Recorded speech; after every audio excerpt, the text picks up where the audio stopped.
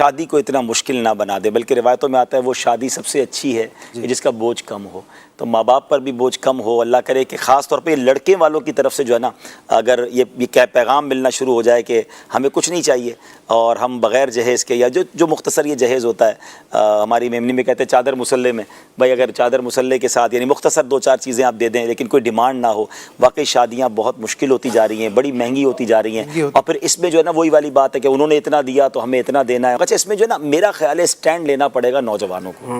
خود لڑکا اگر اپنے ماں باپ کو کہہ دینا کہ میں نے جب بیوی میری ہے تو پھر اس سے کیا لینا ہے، بھائی میں نے آگے بھی زندگی پر میں نے اس کے ساتھ اس کی خیر خواہی کرنی ہے، اس کی نان نفقے کا خیال رکھنا ہے. تو یہ ڈیمانڈ والا پروگرام چھوڑ دے اور انشاءاللہ وہ کہے کہ ہم نے کچھ نہیں لیا. اگر اسٹینڈ لے لیں تو ہو جاتا ہے ماشاءاللہ، اور پورے خاندان میں آپ کی نیک نامی بھی ہوگی. یہ رواج پوری زندگی عزت ہوگی. اور بعض اوقات تو اتنا زیادتی ہوتی ہے. میں نے دیکھا اشفاق بھائی، مجھے ایک شادی اس لیے یاد ہے کہ ہمارے قریبی رشتہ داروں میں وہ شادی ہوئی، لیکن اس پوری سٹوری کا انجام بہت خوبصورت ہوا تو مجھے بڑا اچھا لگا. بہروز بھائی ہوا یہ کہ ایک میمن کمیونٹی میں ہمارے ایک رواج ہے کہ ایک کمیونٹی میں کہ شادی کے لیے لڑکی والوں کو گھر لے کے دینا ہوتا ہے. تو گھر لڑکے کو مل گیا اور شادی ہو گئی.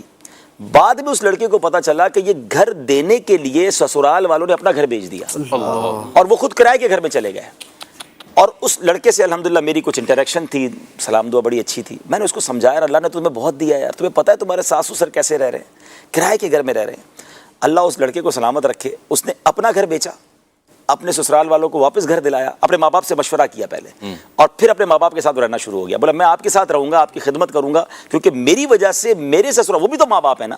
اور وہ کرائے کے گھر میں چلے گئے اپنا گھر چھوڑ کر. آپ جو اشفاق بھائی نے جملہ کہا نا، اب تک اس بندے کی اپنے سسرال میں جو عزت ہے نا، یعنی وہ رو کے دعائیں کرتے اس کے لیے کہ ایسا داماد کب ملے گا کہ جو ہمیں گھر لے چکا اور گھر بیچ کر واپس ہمیں گھر دلایا.